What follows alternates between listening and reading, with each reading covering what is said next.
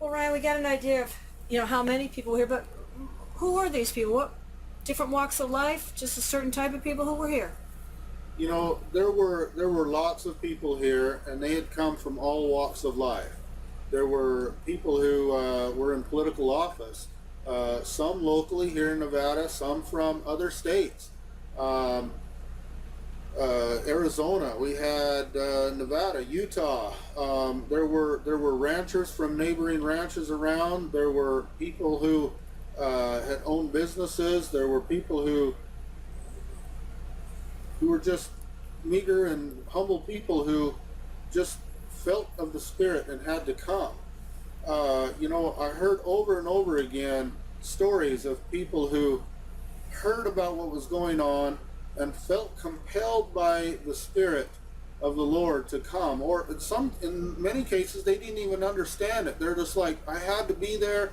This feeling came within me, and I had to go. Some people, seeing the events that had taken place with my brother being tased and so forth on the television, within minutes had booked flights on airplanes to get here, or had loaded their bags and jumped in their vehicles and traveled thousands of miles to get here.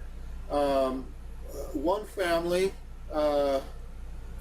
came from Kansas, and they traveled with 9 children to come over here, and they broke down in the middle of Colorado. Their transmission went out, and they didn't have the funds to fix it and so forth. They were stuck in Colorado for 2 weeks.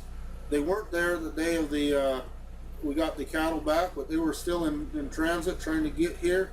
When they got their machine fixed, they didn't turn around and go home.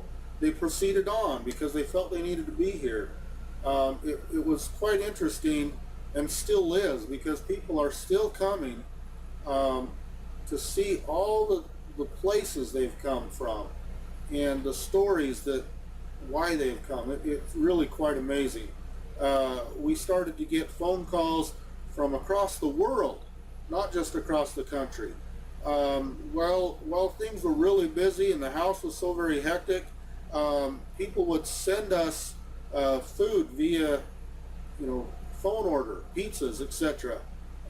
People would send pizzas from Europe. We got Norway. We got like 20-something pizzas from a person who had ordered them from Norway. And today we have a man from Peru here. We've had people from Germany here. We've had people from Russia here. People from Mexico. We had Japanese news persons here. This is a worldwide event because the world is interested in freedom, and America has been the standard of freedom for 200 years, and yet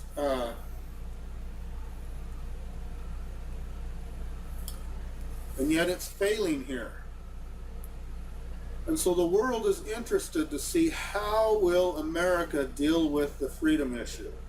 Will freedom be maintained in America, or will state monopoly, state tyranny, state control, government manipulation win over? What's going to happen here? And the world is interested to know.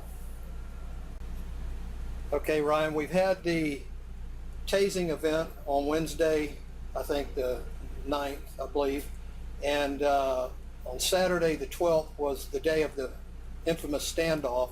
Can you kind of give us an idea of what, how that started, what happened, where it started from? Sure.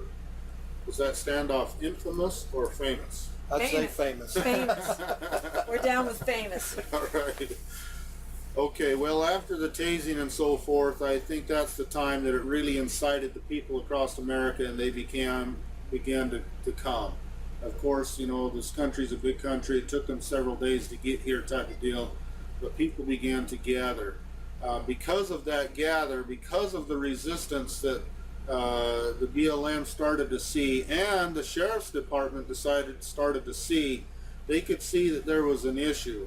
Come Saturday morning, Sheriff Gillespie finally crawled out of underneath his desk and came to visit us on this ranch. Now, he wanted to meet in private. And my father said, no, I will meet you on the podium, at the podium.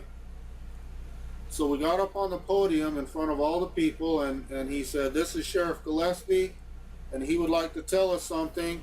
And he turned the time over to Sheriff Gillespie. Now, Sheriff Gillespie, I kind of knew what he had up his sleeve because I had been sitting in the trailer with him waiting for my father to arrive, and so I kind of knew what was in store here, but the people didn't, and my father didn't. But my father wasn't going to meet in private. He wanted this out in the open. So Sheriff Gillespie says, BLM has decided to back off.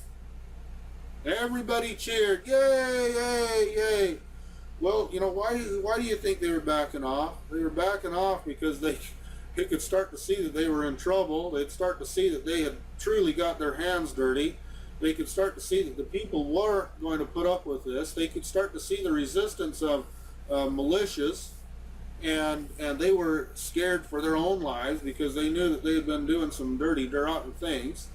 And so they decided to back off. But they were going to take the cattle with them, and all our dignity and all our rights and everything else with it. Nothing was going to change. They were just going to retreat to escape. Now, my father said, that's not good enough, Sheriff. And the sheriff wanted to know what he wanted to do, and my sheriff asked two things of the Clark County Sheriff. Your dad asked two things? That's right. My father. My dad asked two things of the sheriff.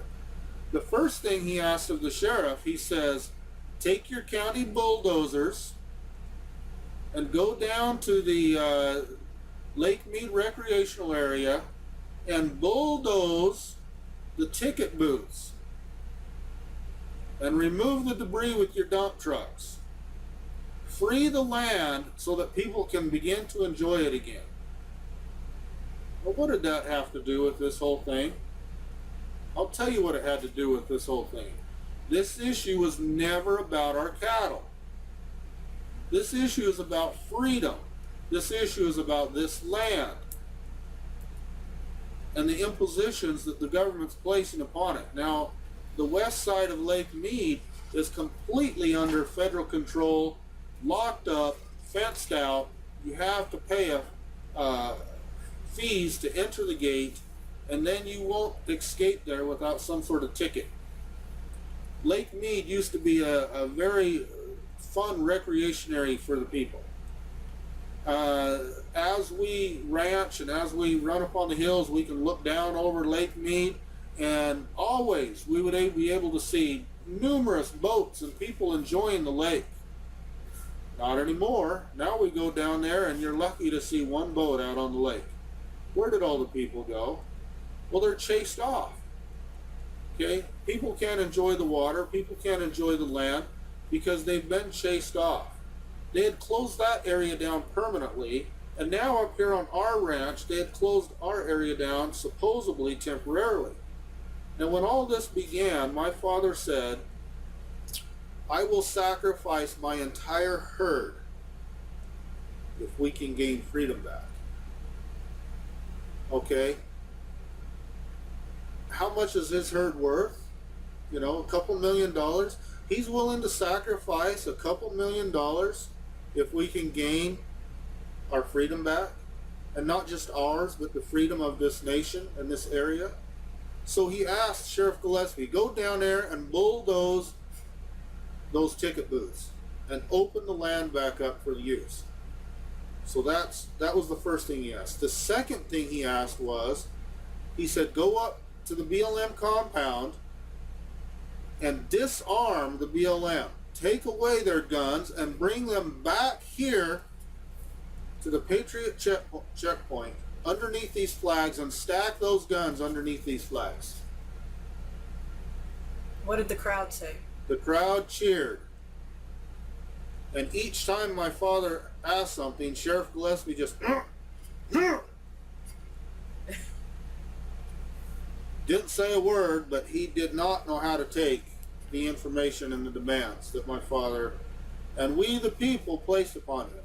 We never asked for the cattle back. but we demand our freedom. Now he said, Sheriff, you have 1 hour to accomplish these tasks. Now, logistically, you can't get a bulldozer and get that bulldoze down in 1 hour, but you can certainly get your tractors loaded on a truck and headed that direction, get that started. And he definitely expected those guns to be back underneath our flags in 1 hour. So an ultimatum was set. Now we waited 1 hour, and during that hour we sang some songs, national anthems, other patriotic songs.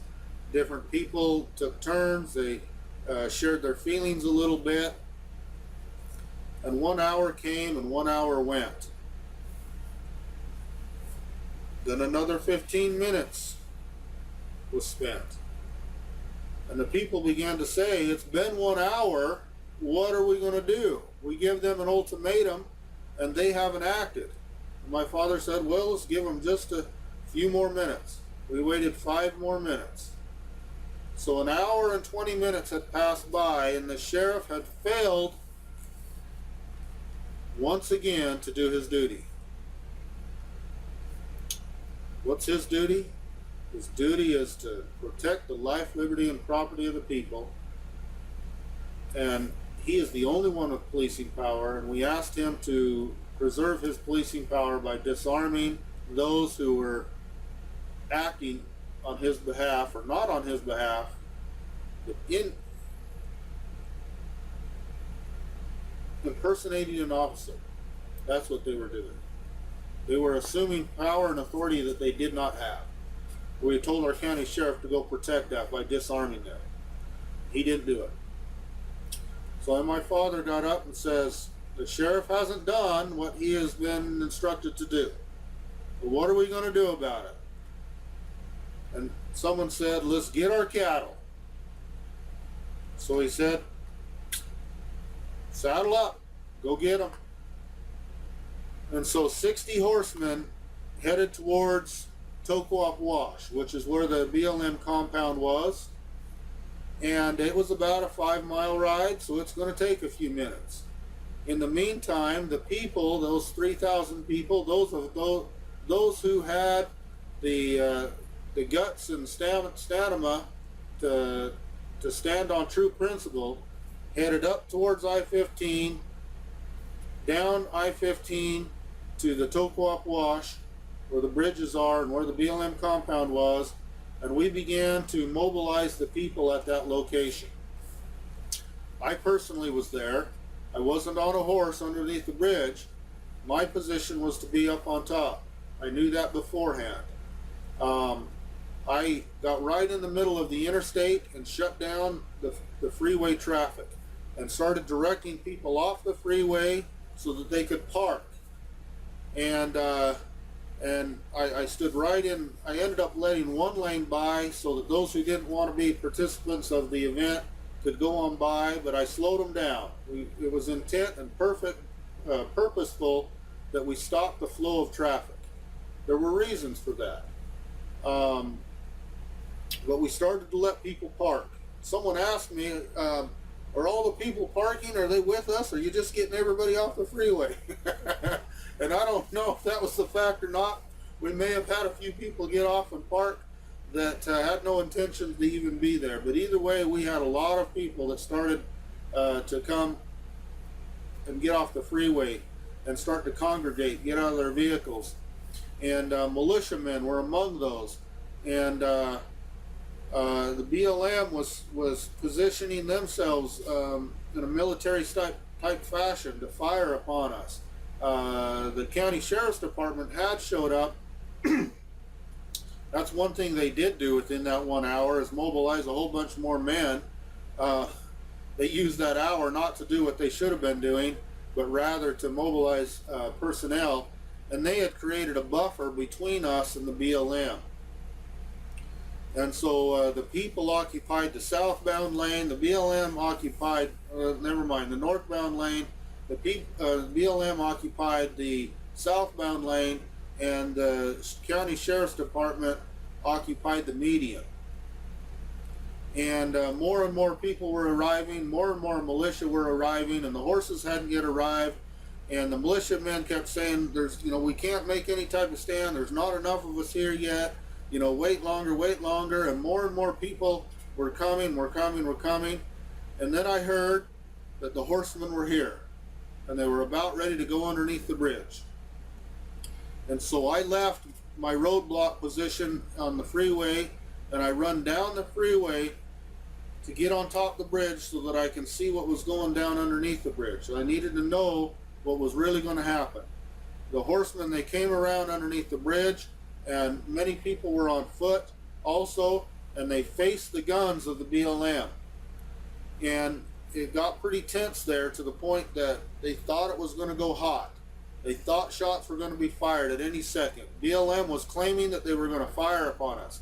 They were on loudspeakers saying, "Please disperse, leave, or you will be fired upon." And my brothers were down there on horse and some on foot, and the BLM knew who we were, and they pointed at each one of us, and the guns trained towards my brothers. They wanted to make sure they killed the Bundys first. We didn't slow down, and we didn't stop. Now, I knew beforehand that my position was up on top. I wanted to be down in there in that wash with them. I actually climbed over the Jersey barrier rail to go down there, and the Spirit of the Lord said, "Get in your position." So I climbed back over the barrier and run up the freeway back to the top. And the sheriff's department again were occupying the median, and there were probably 20 sheriff deputies lined up. And I approached them, and I was armed. I approached them with my hands up so they knew that I wasn't going to draw down upon them. And I had a militiaman to my left and a militiaman to my right. I didn't know that at the time until I got up to the sheriff's line, and one of them approached me and said, "You can't protest here." And I informed them that I was not protesting, that I was here to conduct business, and that the sheriff had better come and speak to me right now, or firing's going to start, and people are going to die. And so it was my intent to bring peace. Now, I knew the sheriff wasn't there. I knew that he had run to Vegas to get back underneath his desk. But I knew that there was somebody there in charge. And so I said that the person in charge needs to be here right now. And so they did. They got the undersheriff there, and we began speaking, and I said, it's gonna get hot down there, and bullets are gonna start flying any second. It was a hair trigger moment. And I said, I'm here to negotiate BLM surrender. And this can end peacefully if they will surrender. Anyway, through some negotiations, and I know under the bridge that they were also negotiating. I didn't necessarily know exactly what was going on under there, being that I wasn't down there. But the people did not back down, and they had gone all the way up to the fence that the BLM had placed, and BLM backed up. They were still claiming they were going to fire on the people, but they did retreat back. That shows some awesome bravery from men and women on horseback and on foot to face a line of trained military armed men, to face them down and make them retreat. That is bravery. That is bravery. And the Spirit of the Lord was there. And you could speak to any person that was down there, and not one of them felt fear. Fear had completely left, and faith had replaced fear. Fear and faith cannot coincide. A person cannot be faithful and be fearful at the same time. And those people underneath that bridge had no fear, and they had faith, and the Spirit of the Lord was there. I believe that the BLM can feel that and can feel that they were at loss and that they had no other recourse than to retreat. Now, while I was up on top negotiating with the head of the BLM and with the head of the sheriff's department, negotiating their surrender, and they finally said, okay, we'll back away, and okay, we'll give you the unbranded cattle. And I said, no, that's not good enough. We're going to take all the cattle. A few more negotiations. Okay, you can have all the cattle, but it's going to take us 4 or 5 hours to get out of here so that you could get them. I said, no, you'll be gone in 1 hour. We're not going to wait. We have several thousand people up there on the bridge. It's hot, they're dry, they don't have water, they don't have nutrients. They're not going to wait around that long. We are going to come in and take those cattle. We'll give you 1 hour to vacate the premise. And so they said, okay, and they began to pack. And in about an hour and 10 minutes, they had hit the freeway and left. And we went in there and we retrieved our cattle. Now that was a good day for freedom. It wasn't about the cattle. It wasn't about the Bundy Ranch. It wasn't about the Bundy family.